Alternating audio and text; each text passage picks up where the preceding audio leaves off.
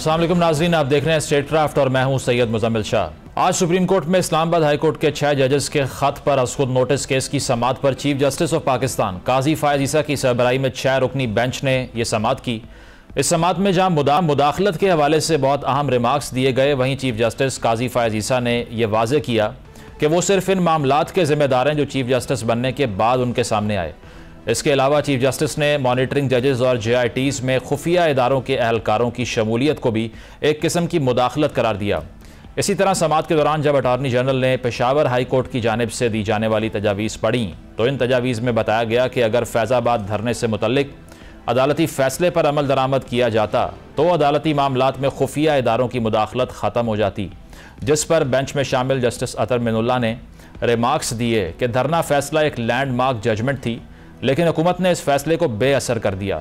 इस केस की समाअत 7 मई तक मुलतवी तो कर दी गई, लेकिन यहाँ पर सवाल ये है कि इस्लामाबाद हाई कोर्ट के 6 जजेस का केस, जिसे मौजूदा सियासी तनाजुर में गैर मामूली समझा जा रहा है, अगर इसमें मुदाखलत साबित हो जाती है तो इसका बंद कैसे होगा?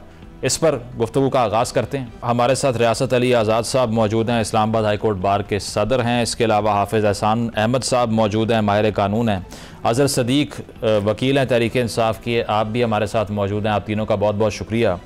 एहसान साहब, आपसे आगाज़ करूँगा। आज की समाअत पर जनरल परसेप्शन क्या है आपकी, ये बताइए, क्योंकि जो रिमार्क्स हमने सुने हैं उसमें प्रेशर का भी जिक्र हो रहा है, ये भी जिक्र हो रहा है कि मुदाखलत जो है वो अदलिया के अंदर से भी होती है, बाहर से भी होती है, और बहुत से जजेस जो हैं वो अगर इसको रिपोर्ट नहीं करते तो ये कहा जा रहा है कि फिर उनको ओहदा छोड़ देना चाहिए। ये भी रिमार्क्स हमने देखे। आपकी क्या परसेप्शन है कि आपको क्या मालूम हुआ इस सारी जो आज की कार्रवाई रही इससे, कि ये जो चैलेंज दरपेश है पाकिस्तान की जुडिशरी को एक्सटर्नल प्रेशर का, इससे ये जल्द नबर्दाज़मा हो सकती है? बिस्मिल्लाहिर्रहमानिर्रहीम। मुजम्मिल भाई, आपका बहुत शुक्रिया कि आपने मौका दिया। जो आज की प्रोसीडिंग्स है मैं उसके 4 बुनियादी एस्पेक्ट्स जो है वो मैं देख रहा हूँ कि जो आज आया है। एक तो ये आया है कि जो हमारी सुप्रीम कोर्ट के अंदर एक इंस्टीट्यूशनल जो मैकेनिज्म है उसके ऊपर बात की जा रही है। जो मुख्तलिफ 5 हाई कोर्ट से इस वक्त सजेशंस आई हैं कि इसका कोई एक ऐसा मैकेनिज्म बनाया जाए कि जिस मैकेनिज्म जो है अगर कोई ऐसी चीज़ आती है तो उसको ट्रिगर करके उस प्रोसेस को, चाहे डिस्ट्रिक्ट जुडिशरी है या हाई कोर्ट है या सुप्रीम कोर्ट के अंदर किया जाए। दूसरा उसके अंदर यह है कि जो आज ऑब्जर्वेशन जो आई है जजेस की, उसके अंदर जो एक वाज़े बात इस चीज़ के अंदर आई है कि जहां पे सुप्रीम कोर्ट के अंदर इंटरवेंशन का एक कॉन्सेप्ट दिया जाता है या जुडिशरी के अंदर दिया जाता है कि बाहर एक्सटर्नल है, उसके साथ साथ जुडिशरी के अंदर की जो चीज़ें हैं उसके भी आज बड़ी खुल के बात हुई और बड़ी वो बात मुनासिब भी थी कि किस तरह चीफ जस्टिस जो हैं वो प्रोसीडिंग्स को या केसेस को फिक्सेशन के अंदर या बेंच बनाने के अंदर जो है वो मैन्यूवर करते हैं। और उसका सबसे बड़ा जो आपके सामने एग्जाम्पल्स है वो पाकिस्तान के सिटिंग चीफ जस्टिस हैं कि किस तरह उनको बेंचेस से बाहर रखा गया, किस तरह धरना केस के जो रिव्यू पिटीशंस है उनको 4 साल लगाया नहीं गया, और किस तरह जो चीजें हैं उनको एक जुडिशियल ऑर्डर के जरिए एक पाकिस्तान के सुप्रीम कोर्ट के जज को एक खास किस्म के केसेस से दूर रखा गया। तीसरी उस चीज के अंदर जो आई है वो ये आया है कि जो हमारी डिस्ट्रिक्ट जुडिशरी या हाई कोर्ट्स के अंदर जो उनके इख्तियारात हैं उनको भी इस्तेमाल करने की बात आई है कि अगर आपको लॉ या कानून इख्तियार देता है, जिस तरह हाई कोर्ट को कॉन्स्टिट्यूशन के अंदर देता है, तो आपको वो इख्तियारात जो है वो इस्तेमाल करनी चाहिए।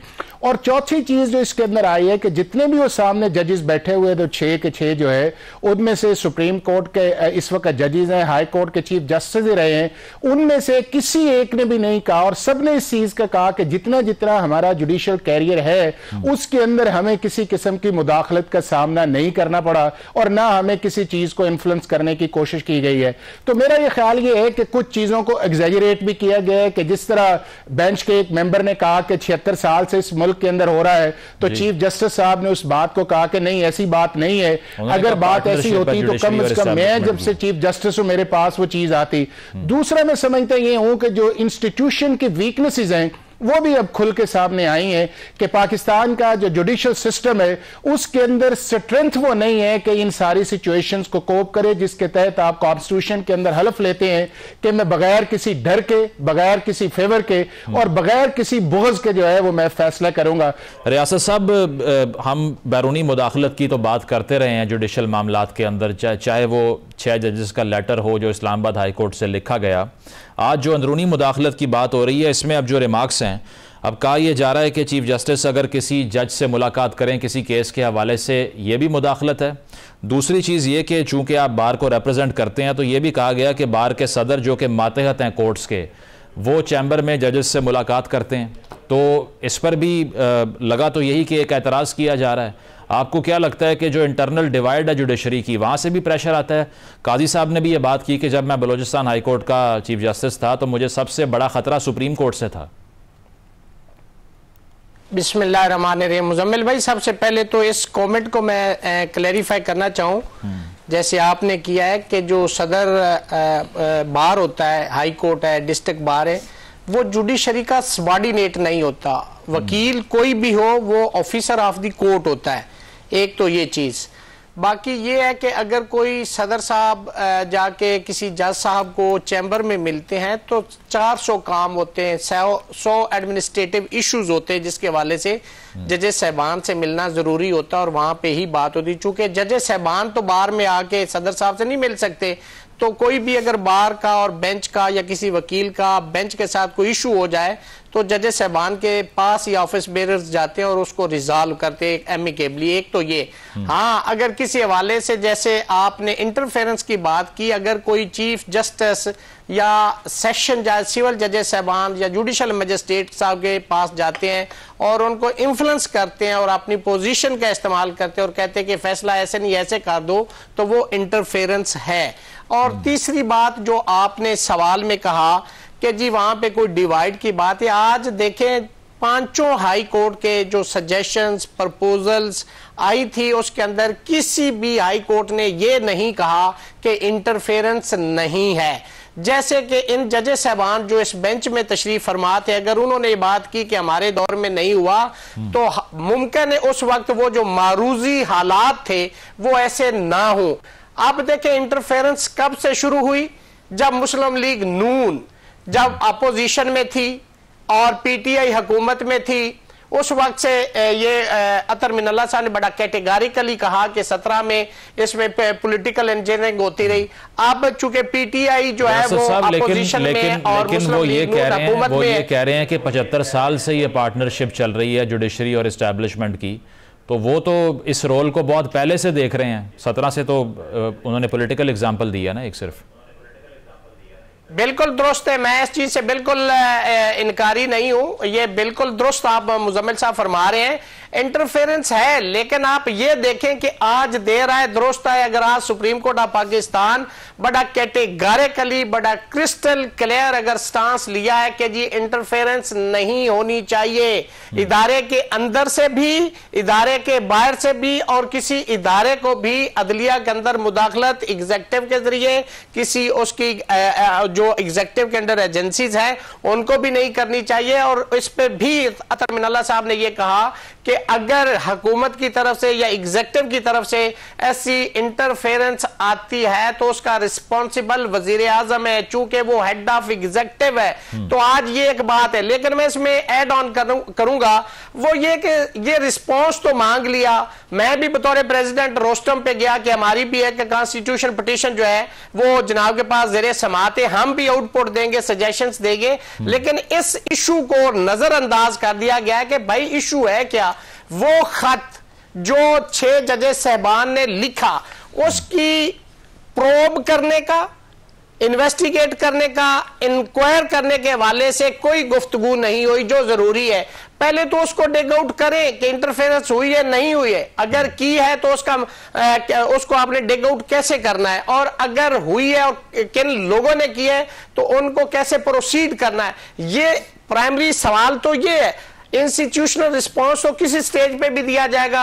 जजेस साहबान ने जो खत लिखा है उसमें तो उन्होंने मांगा ही ये इंस्टीट्यूशनल रिस्पॉन्स दे कि हमारे पास कोई रूल्स नहीं है, मैकेनिज्म नहीं, हाउ टू प्रोसीड। एहसान साहब, ये जस्टिस मुशर्रफ हिलाली ने जो बात की कि अगर आपसे दबाव बर्दाश्त नहीं होता तो आप कुर्सी छोड़ दें, चीफ जस्टिस ने इससे डिसएग्री किया। उन्होंने कहा कि मैं इससे एग्री नहीं करता कि आप प्रेशर को सकम करें और बाद में ओहदा छोड़ के चले जाएं। इस डिबेट पर क्या व्यू है आपका? मुजम्मिल, 2 चीज़ें मैं समझता हूँ इस चीज़ के अंदर है कि किसी भी शख्स जिसको आपने इंसाफ के ओहदे पे बिठाना है या उसको उस ओहदे के लिए आपने इलेक्ट किया है या सिलेक्ट किया है, जो भी आपका प्रोसेस है, तो उसकी जो नंबर 1 है वो है उसकी इंटेग्रिटी, कॉम्पिटेंसी। लेकिन ये दोनों उस वक्त ट्रांसलेट करेंगी कि जब वो जज जो है वो ब्रेव होगा, दलेर होगा, या चीज़ों को एब्जॉर्ब करेगा कि अगर उसके ऊपर प्रेशर आता है, चाहे प्रोसीडिंग्स का प्रेशर आता है, वो मर्डर केस कर रहा है, वो उसके अलावा बड़े इंपॉर्टेंट टैक्स केस कर रहा है, या उसको कहा जाता है कि तुम इसके मुताबिक फैसला करो, तो अगर उसके अंदर कैपेसिटी यस या नो करने की है या उन चीज़ों को वो चैलेंज कर सकता है या रोक सकता है, तो वो ये एक अच्छा जज है। और अगर वो चीज़ें नहीं है, और देखें ना कॉन्स्टिट्यूशन के अंदर जब आप इन सुपीरियर जजेस को लगाते हैं तो जो उसका ओथ है उसके अंदर जो पहला ही उस चीज़ के अंदर है कि मैं बगैर किसी डर के काम करूंगा। अगर आपने डरना भी है और आप सिर्फ नौकरी करना चाहते हैं तो फिर आप उस इंसाफ की सीट के ऊपर बैठने के मुस्तहिक नहीं है। और इसी चीज का जो इशारा है वो आज सुप्रीम कोर्ट की जज साहिबा ने किया है कि अगर आप फैसले ही नहीं कर सकते, आप दलेर ही नहीं है, या आप उन प्रेशर्स को एब्जॉर्ब ही नहीं कर सकते, तो फिर आपको उन सीट पे बैठने का हक नहीं है। दूसरा उसके अंदर यह है कि वो है कि आप फेवर न करें कि आपके मुतालिक ये हो कि आप इंडिपेंडेंट है, आपके लिए गरीब आदमी, अमीर आदमी, ऑपोजिशन, ट्रेजरी सब एक जैसे हैं। और तीसरा यह है कि आपका कोर्ट प्रोसीडिंग के अंदर बुग़्ज़ ना हो या इल विल ना हो कि अगर एक शख्स आया उसे अच्छा लगता है तो उसको रिलीफ दे दें, और अगर एक शख्स से आपका बुग़्ज़ है तो आप उसे कहें कि मैं इसे रिलीफ नहीं देता। तो ये वो फंडामेंटल्स हैं। लेकिन जो इंपॉर्टेंट चीज इस चीज के अंदर यह है कि क्या पाकिस्तान की जुडिशरी के अंदर ये चीजें हैं? ये बिल्कुल चीजें जो हैं इनको इंप्रूव होना चाहिए, चाहे हमारा सिविल जज है, चाहे हमारा सेशन जज है, चाहे हमारा हाई कोर्ट का जज है या सुप्रीम कोर्ट का है। मुजम्मल पब्लिक परसेप्शन हमारी जुडिशरी या हमारे जजेस के मुतालिक लोगों की अच्छी नहीं है। वो ये नहीं समझते कि इस मुल्क के अंदर इंसाफ जो है वो with in the 4 corners of law या पैरामीटर्स ऑफ लॉ है। ये लॉयर्स ही हैं जो उनको बाज दफा तसल्ली देते हैं कि यार अगर जज ने फैसला ठीक नहीं किया तो इसको अपील के अंदर ले जाते हैं, उसको इंट्रा कोर्ट अपील के अंदर ले जाते हैं, उसको हाई कोर्ट के अंदर ले जाते हैं, उसको सुप्रीम कोर्ट के अंदर ले जाते हैं। पता सबको होता है कि इस फैसले के अंदर किस न किसी हद तक डंडी जो है वो मारी गई। और अभी तो चीजें वो बात की जा रही है जो आपकी मेजर पॉलिटिकल केसेस या कॉन्स्टिट्यूशनल केसेस जाते हैं। पाकिस्तान के अंदर तो 20 लाख से ज्यादा केस वो है जो आम आदमी का है, वो सिविल कोर्ट है, हाई कोर्ट है, सेशन कोर्ट है, वो सुप्रीम कोर्ट के अंदर है। मैं सदीक साहब को शामिल करना चाह रहा हूं, वो उसी तरह, और इसी का इशारा मुजम्मिल आज हुआ है कि जिसके अंदर उन्होंने कहा है कि क्या हाई कोर्ट का रजिस्ट्रार या सुप्रीम कोर्ट का जज जो है अगर वो जज को बुला के कहे कि इसका फैसला इस तरह करो तो क्या ये इंटरवेंशन नहीं है? तो मेरा ये ख्याल ये है कि सुप्रीम कोर्ट या हाई कोर्ट्स या डिस्ट्रिक्ट कोर्ट्स को इन ऑर्डर करना चाहिए अपने आप को। मैकेनिज्म बड़ा इंपॉर्टेंट है ना, अगर इस तरह की मुदाखलत इदारे के अंदर से या बाहर से हो रही है तो दोनों को केटर कैसे करना है। अजहर साहब, लगता यही है आज की प्रोसीडिंग को देखकर कि चैलेंज सिर्फ एक नहीं है, मल्टीपल हैं। कुछ जजेस ये भी कह रहे हैं कि अफगानिस्तान से धमकियां दी गई, कुछ कह रहे हैं कि इदारे के अंदर से भी मुदाखलत होती है। अच्छा, मंसूर अली शाह साहब ने यह कहा कि बहुत जगहों पर यह होता है कि हम बात नहीं कर सकते, हमें कहा जाता है कि इधर ना बैठो उधर ना बैठो, कोई सुन लेगा। लगता तो ये है ओवरऑल के प्रेशर तो मल्टीपल लेयर्ड है, ये सिर्फ एक नौयत का प्रेशर नहीं है, और इसको डील करने के लिए क्लैरिटी जो चाहिए उसके लिए लेजिस्लेशन, कानून साजी करनी पड़ेगी। क्या व्यू है आज की प्रोसीडिंग पे आपका? बहुत शुक्रिया। देखिए, ये इशू ये नहीं है कि आम आदमी के हवाले से मसला है, जरा बात को समझ रहे हैं। ये आम केसेस का इशू नहीं है।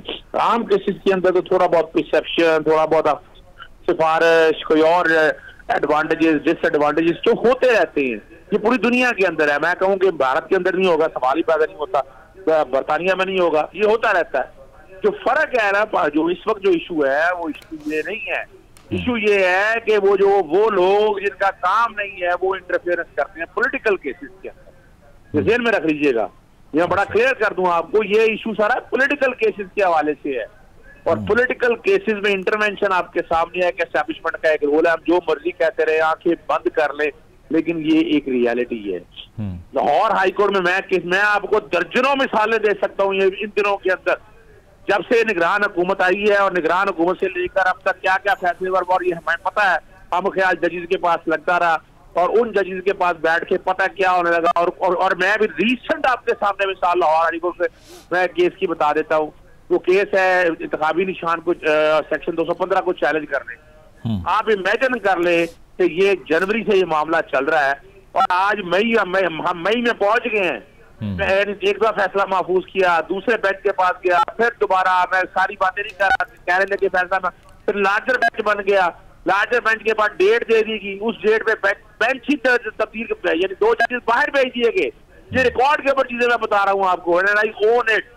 और मैं दोबारा लगवा रहा हूँ, कह रहा हूँ, और जब दरखास्तें थी जल्दी करने की, वो 14 मई की डेट डाल दी। अब मैं आपको क्या बताऊं आपको। और ये वाला केस इतना अहम है कि सेक्शन 215 जो है वो कहता है कि पार्टी इंतखाबी निशान जब ले लिया जाए, जब आप इंतखाबी निशान ले लेंगे तो पार्टी बैन हो जाएगी, पार्टी इलेक्शन नहीं लड़ सकती, मखसूस से नहीं मिल सकती। इतना अहम ये केस, ये तो रोजाना की बेस पे।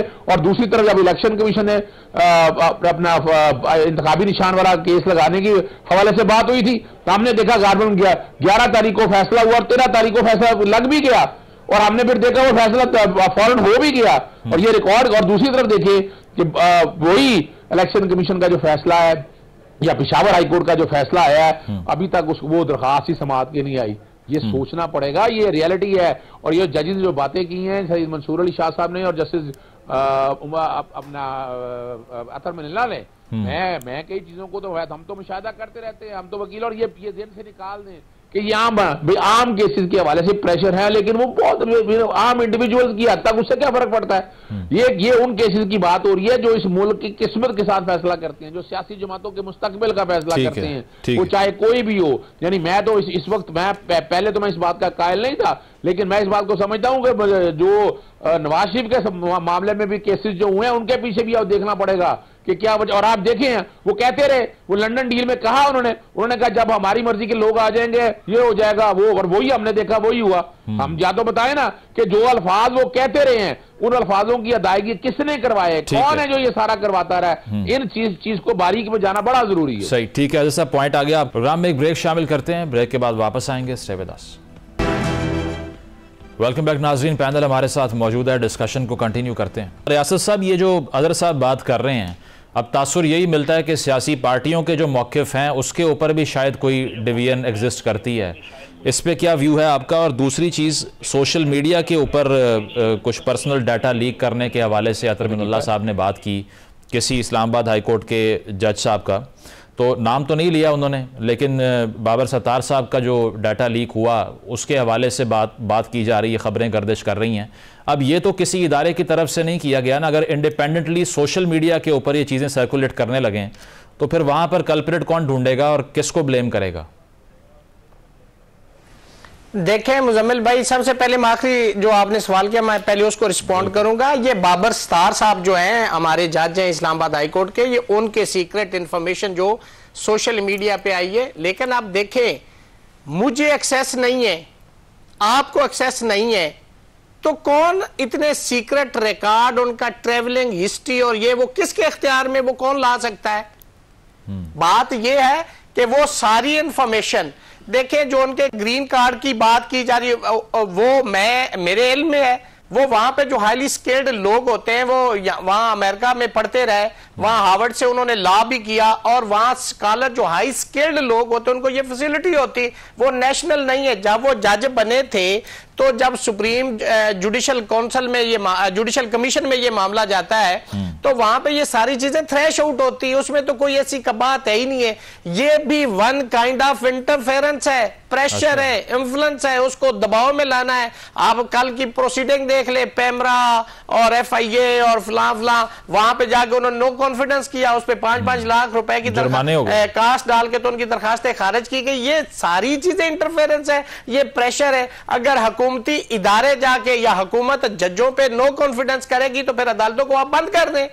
अदालतों के अंदर आपने लोगों का ट्रस्ट जो है उसको आपने, उस कॉन्फिडेंस को आपने बहाल करना है, उसको डेवलप आपने करना है, ये आपकी प्राइमरी ड्यूटी है। अदालत तो एक देखें, कॉन्स्टिट्यूशन के अंदर ट्राइकॉटमी ऑफ पावर क्यों बना दी गई, इदारों के अख्तियारात क्यों डिसाइड कर दिए गए, उनके डोमेन क्यों कर दिए गए। अब एक इदारा अगर दूसरे इदारे में इंटरफेयर करेगा तो ये अनकॉन्स्टिट्यूशनल है, गलत है। आप इदारों का एहतराम बताएं, वो एहतराम तब हो सकता है जब आप एक दूसरे के इदारे की अंदर मुदाखलत नहीं करेंगे। हर इदारा अपने डोमेन और जुरिस्डिक्शन में काम करेगा।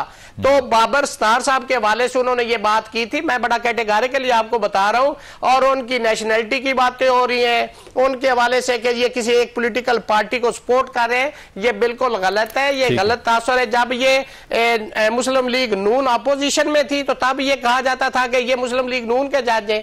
अब जब पीटीआई वालों पे केसेस बने उनको वो इंटरम या कोई प्रोटेक्टिव या ट्रांजिटरी बेल देते तो हम कहते हैं ये पीटीआई का जज है। कोई भी जज पीटीआई का नहीं है, कोई भी जज नून का नहीं है, कोई भी पीपल्स पार्टी का नहीं है। खुदारा इन चीजों को आप पॉलिटिसाइज करके इदारों को आप खराब ना करें, इदारों को कंट्रोवर्शियल नहीं बनाना चाहिए, इदारों के अंदर लोगों के एतमाद को आप बहाल करें। सही एतमाद को बहाल करना पड़ेगा। एहसान साहब ये जो बात कर रहे हैं रियासत साहब, अब ये पॉलिटिकल डिवीजन भी बहुत बड़ा नासूर बन चुका है ना मुल्क के अंदर ओवरऑल, क्योंकि उसी की रिफ्लेक्शन हम जुडिशल सिस्टम के ऊपर देख रहे हैं।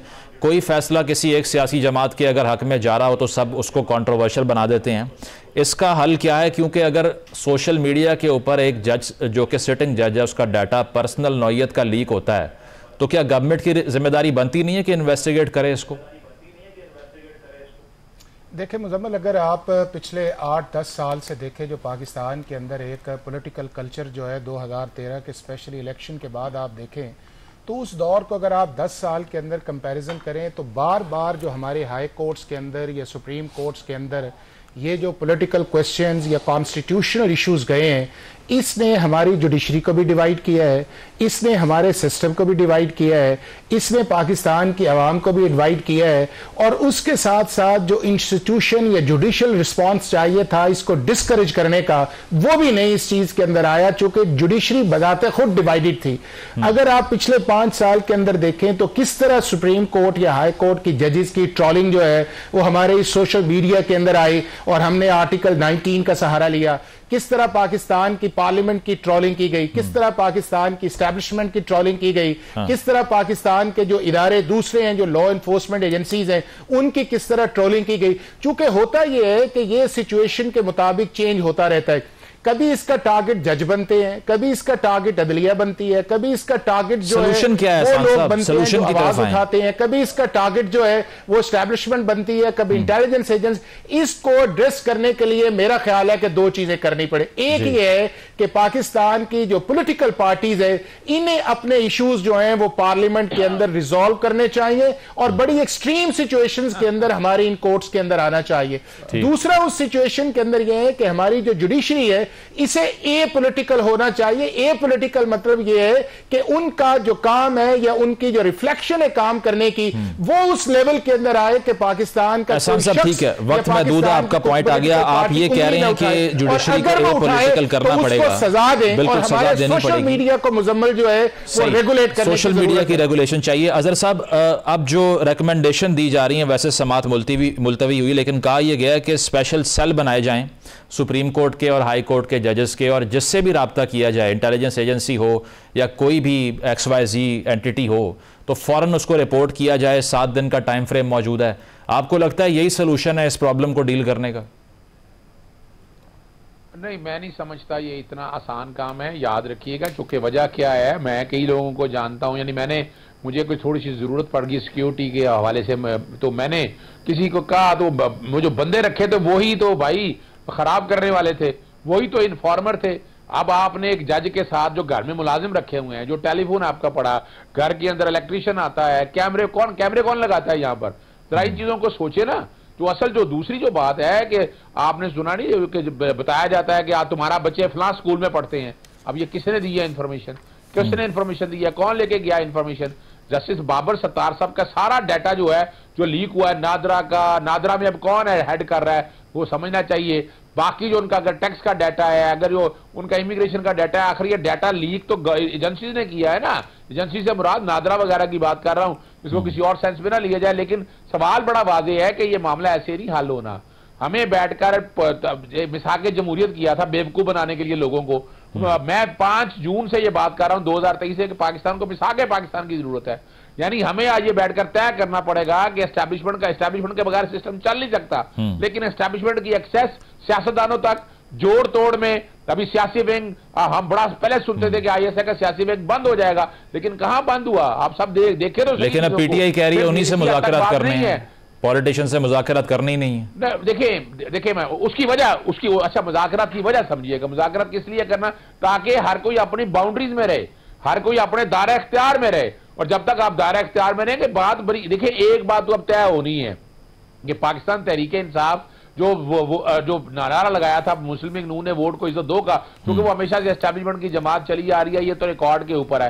पाकिस्तान तहरीक इंसाफ ने अब ये ओपनिंग दी है कि आप आपस में बैठकर ये तय करें कि जो जिसका काम उसको साजे। एस्टैब्लिशमेंट का ठीक है जो अपना जो मुल्क की सालमियत या बाकी मामला को छोड़ के हर काम में सियासी जोड़ तोड़, गवर्नमेंट तोड़ना, गवर्नमेंट बनाना, यानी ये अभी फिलहाल बताए ना जरा, ये जो निगरान हुकूमत के अंदर गिरफ्तारियां होना, जलसे जुलूस रोकना, इतने लोगों का तोड़ फोड़ होना, ये तो अब रिकॉर्ड के ऊपर है ना। पहले जहांगीर तरीन का जहाज चलता रहा था, यही कहते होते थे ना, लेकिन उसके बाद किसका जहाज चलता रहा है? यानी उसके बाद आपने देखा कि जो एमएनए से एमपीए से जो तोड़े गए, और हमने बड़ा वाज़ेह उस वक्त कहा कि ऑपरेशन नजीम चेंज हुआ है, किसी के कहने पर तहरीक एतमाद लाई, और रिकॉर्ड के ऊपर चीजें हैं। हमने उसको आज तक तहकीक नहीं की कि कौन लोग थे पीछे, किसके कहने पे तहरीक एतमाद है। इमरान खान तो कहता रहा। अजहर साहब, अगर आप सोल्यूशन के तौर पे मिसाके पाकिस्तान की बात कर रहे हैं, ये किसके साथ होगा अगर पॉलिटिशियंस उसमें शामिल ही नहीं होंगे तो?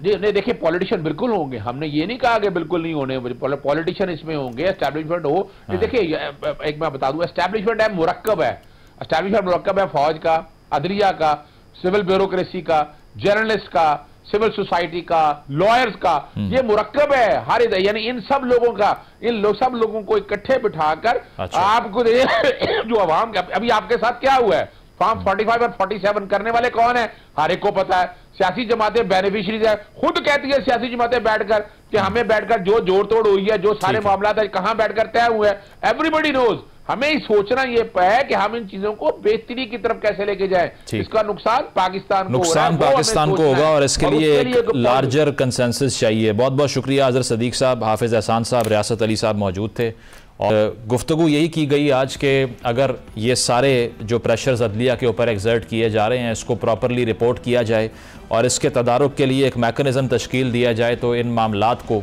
ईजीली डील कर सकते हैं। आगे बढ़ के देखना यह है कि इस रिफॉर्म के लिए पॉलिटिशियंस कितना रोल प्ले करते हैं। एक ब्रेक शामिल करते हैं, ब्रेक के बाद वापस आएंगे। Stay with us. Welcome back नाजरीन। साबिक वज़ीर आज़म शाहिद खाकान अब्बासी के हवाले से अगर बात करें तो 2019 में LNG रेफरेंस में उनकी गिरफ्तारी हुई थी जो नैब की तरफ से पेश किया गया था और इसमें एक्यूजेशंस ये थी कि तकरीबन 21 अरब रुपए का नुकसान पहुंचा है कौमी ख़जाने को, लेकिन आज की तारीख़ में इस केस में उनको बरी कर दिया गया है। सवाल यह है कि नैब की तरफ से जो रेफरेंस बनाए जाते हैं वो स्टैंड क्यों नहीं करते और क्या जो इल्ज़ामात लगाए जाते हैं कि ये सिर्फ़ सियासी इंतकाम का निशाना बनाने के लिए इस्तेमाल होता है उनमें सदाकत है या फिर इन केसेस में बग़ैर किसी एविडेंस के ये कार्रवाई शुरू हो जाती है। दूसरी चीज़ ये कि तहरीक इंसाफ की तरफ से जो मुज़ाकरात की बात की जा रही है उसमें बहुत से उनके रहनुमा ये कह रहे हैं कि इस्टेब्लिशमेंट से बात की जाएगी, सियासी क़ुव्वतों से बात नहीं की जाएगी। इसमें मुस्लिम लीग नवाज़ की तरफ से इरफान सदीकी साहब ने जो बात की कि हम मुज़ाकरात करना चाहते हैं, एक अच्छा जेस्चर दिया उन्होंने। आगे चलकर इस पर क्या डेवलपमेंट हो सकती है और इसके अलावा जो डिप्टी वज़ीर आज़म इसहाक़ डार साहब को बनाया उसके पीछे क्या जेस्चर हो सकता है हुकूमत का, क्योंकि ये भी कहा गया कि राना सनाउल्लाह साहब ने जो बात की कि दरअसल वजारत ख़ारजा में उनके आने के बाद जो मामलात ख़राब हुए उसको सेटल करने के लिए ये हमने फ़ैसला किया। तो आया इसकी ये वजह थी या कोई और वजह थी? इसी हवाले से गुफ्तगू का आगाज़ करते हैं। सीनियर पॉलिटिशियन मुस्तफ़ा नवाज़ खोखर साहब ने हमें ज्वाइन किया है। शुक्रिया मुस्तफ़ा साहब आपके वक्त का। बताइएगा 2019 में आपके एक कॉलीग शाहिद खाकान अब्बासी साहब नैब के जिस केस में LNG केस में गिरफ़्तार हुए, आज की ख़बर यह है कि उस केस में उनको बरी कर दिया गया है और इससे पहले जो इल्ज़ामात लगे उसमें संगीन करप्शन और अरबों रुपए की एम्बेज़लमेंट्स के बयानात सामने आते रहे। कैसे देखते हैं इस निज़ाम को जिसमें 5 साल एक केस चलने के बाद बरियत हो जाती है और एक XPM गिरफ्तार भी हो जाते हैं उसमें? यही तो अलमिया है जी पाकिस्तान के निज़ाम का कि जिसमें एहतसाब और करप्शन को ख़त्म करना, उसका सदेबाब करना वो हमारा कभी मकसद ही नहीं रहा। अगर वो हमारा मकसद होता तो आज पाकिस्तान की बदतरीन रैंकिंग्स ना होती दुनिया में जिस तरह की आज मौजूद है। तो नैब तो बस एक हरासमेंट का इदारा है, पॉलिटिकल इंजीनियरिंग का इदारा है इसके बारे में तो आप कोई शक शुबे वाली बात ही नहीं है। ठीक है। और मुस्तफा साहब, जो लोकल पॉलिटिक्स में चल रहा है आज को, तहरीक इंसाफ अब मुज़ाकरात की जब बात होती है तो पहले तो गवर्नमेंट ने ये कहा कि जी हम बैठ जाते हैं, गुफ्तगू करते हैं आपसे। नदीम अफजल चंद साहब ने यह कहा कि जब इलेक्शन हुए उसके बाद मैंने जाकर मुलाकातें की, कोई जवाब नहीं मिला। अब PTI का क्लेम ये है कि हम सिर्फ इस्टेब्लिशमेंट से बात करेंगे, इसके अलावा आर्मी चीफ से और DGI से मुलाकात करेंगे, ये कह रहे हैं शहरियार अफरीदी साहब। आपको क्या लगता है कि एक एंटी इस्टेब्लिशमेंट स्ट्रगल का जो एक इमेज बनाया उन्होंने अपने इन बयानात के बाद, उसको कुछ नुकसान पहुंचेगा, या रियलिस्टिक चीज़ ही ये है कि सियासतदानों से बात करने का फ़ायदा ही नहीं है यहाँ पे? देखिए, सियासतदान अगर अपने आप को इम्प्रूव कर लें, अगर सियासतदान इस बात का तहिया कर लें कि ना हमने इस्टेब्लिशमेंट के हाथों इस्तेमाल होना है और ना उनके साथ मिलकर अपने मुखालफिन को निशाना बनाना है, तो इस्टेब्लिशमेंट की ताकत खत्म हो जाएगी। और शायद यही वजह थी कि चार्टर ऑफ डेमोक्रेसी जब हुआ तो उस वक्त की जो बड़ी जमातें थी उन्होंने इस चीज का नतीजा देख लिया कि दोनों जमातें, पीपल्स पार्टी और मुस्लिम लीग नून, 90 की दहाई में एक दूसरे के खिलाफ इस्तेमाल होती आई और आखिरकार वो इस नुक्ते पर पहुंचे कि हम नहीं इस्तेमाल होंगे, और इसको बाकायदा शिक के तौर पर लिखा गया मिसाक जमहूरियत में। लेकिन उसके बाद की जो तारीख है वो हमारे सामने है। तमाम सियासी जमातों का किरदार इस हवाले से बहुत ही मायूस कुन है। हम सियासतदान हर वक्त इस्तेमाल होने के लिए तैयार होते हैं, और आज ये जो गुफ्तगू उनके एक रुकन की जानिब से, शहरियार आफरीदी साहब की जानिब से की गई है, ये इसी बात की गमाजी करती है कि वो अब भी सियासतदानों से, पॉलिटिकल फोर्सेस से कंस्ट्रक्टिवली एंगेज नहीं करना चाहते। वो उसी खेल को मजीद जारी रखना चाहते हैं कि जिसमें एस्टैब्लिशमेंट की दस्तरस इस मुल्क की सियासत पर और बालादस्ती उनकी कायम रहे। अगर यही सियासतदानों का अमल रहेगा तो ना इस मुल्क में सियासत आगे बढ़ सकेगी और ना ही मुल्क आगे। मुस्तफा साहब, लेकिन उनके जो फॉलोअर्स हैं वो तो अब इस पॉइंट विंस हो चुके हैं कि इससे बड़ी एंटी इस्टेब्लिशमेंट तहरीक आज तक नहीं चली। मीर जाफ़र, मीर सादिक भी हमने जलसों में सुन लिया। और अगर उनके सारे तहफ़्फ़ुज़ात ही इस्टेब्लिशमेंट के ख़िलाफ़ थे कि हमारे जो पॉलिटिकल स्पेस ख़त्म हुई है वो इसलिए कि इस्टेब्लिशमेंट ने क्रैकडाउन किया है हमारे ऊपर, तो अब उन्हीं से उनको उम्मीद कैसे पैदा हो गई है? उनका फॉलोअर कैसे कन्विंस्ड है सारी चीज़ों को देख के? मेरा ख्याल है ये इनकी खाम ख्याली है। उनका फॉलोअर इतनी आसानी से कन्विंस नहीं होगा। और अगर हम तारीख को सामने रखें तो ये कहने में मुझे तो कोई मुबालगा आ रहा ही नहीं है कि जब वोट को इज्जत दो का नारा मुस्लिम लीग नून लगा रही थी तो वो काफी पॉपुलर थी।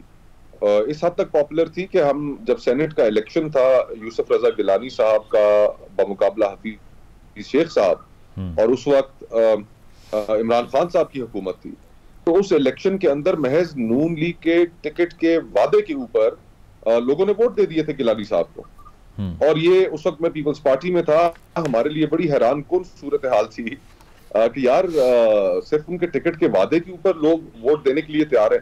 तो इतना उनका बयानिया पॉपुलर था। और आज फिर जब उन्होंने अपना ये बयानिया बदला तो आप फिर हालत देख लें कि उनकी क्या हुई। अब ठीक है, फॉर्म 47 के जरिए मियां नवाज शरीफ साहब जीत गए लाहौर से, लेकिन हकीकत तो हम सबको मालूम है। मतलब इस मूव से आप समझते हैं कि पॉपुलैरिटी पे इफेक्ट आएगा? लाजमी आएगा, बिल्कुल आएगा, मैं ये समझता हूँ। और इसके अलावा अगर हम देखें, नून लीग के भी बहुत से रहनुमा ये बात करते रहे हैं कि मुज़ाकरात करने चाहिए। राना साहब ने ये बात की कि टेबल पे बैठ जाएं। मैं गारंटी करता हूँ कि आप जिन केसेस में फंसे हुए हैं उससे भी निकल सकते हैं। उनकी मोटिवेशन क्या है? क्या वो ये समझते हैं कि अगर PTI के मुज़ाकरात हो गए इस्टेब्लिशमेंट के साथ तो वो ओवरशैडो ना हो जाएं? देखें, दौड़ी सब एक ही जुल्फ के असीर हैं। दौड़ी इस मुल्क में यही लगी हुई है कि जो महबूब है वो नाराज ना हो और महबूब उन्हीं के पास रहे, हर वक्त उसी की सूरत वो देखते रहे, उनकी नजरों के सामने रहे। तो ये अब जो सूरत हाल है, सियासतदानों को अपने रवैये पे गौर करना होगा। सियासतदानों को एक दूसरे के साथ एंगेज कर हम सियासी मुखालिफ है, सियासी दुश्मन नहीं है। एक मिनिमम कॉमन एजेंडा के ऊपर इकट्ठा होना पड़ेगा, और जिस दिन सियासतदान उस मिनिमम कॉमन एजेंडा पे इकट्ठे हो जाए, अपनी रेड लाइंस ड्रॉ कर लें, तो यकीन मानिए कि ये फिर एस्टैब्लिशमेंट की इस मुल्क की सियासत के अंदर जो बालादस्ती है वो खत्म हो जाएगी। तो इसहाक डार साहब जो डेप्यूटी प्राइम मिनिस्टर बन गए हैं, इससे भी अब एक कंट्रोवर्सी खड़ी हो गई है। लोग कह रहे हैं कि शहबाज शरीफ साहब की ताकत में कमी हो गई है, नवाज शरीफ साहब ने सिग्नल दे दिया है। आप समझते हैं कि यही वजह है, या फिर राना साहब जो बात कर रहे हैं कि वजारत खारजा में उनको लाने से काफ़ी जो है वो आगे से बैकलैश उनको फेस करना पड़ रहा था, इसीलिए उसको फिक्स करने के लिए ये किया उन्होंने। और सिर्फ सेरेमोनियल पोस्ट है इसका, और कोई इंपॉर्टेंट इसमें एस्पेक्ट नहीं है। मैं इसको दो हवालों से देखता हूँ जी।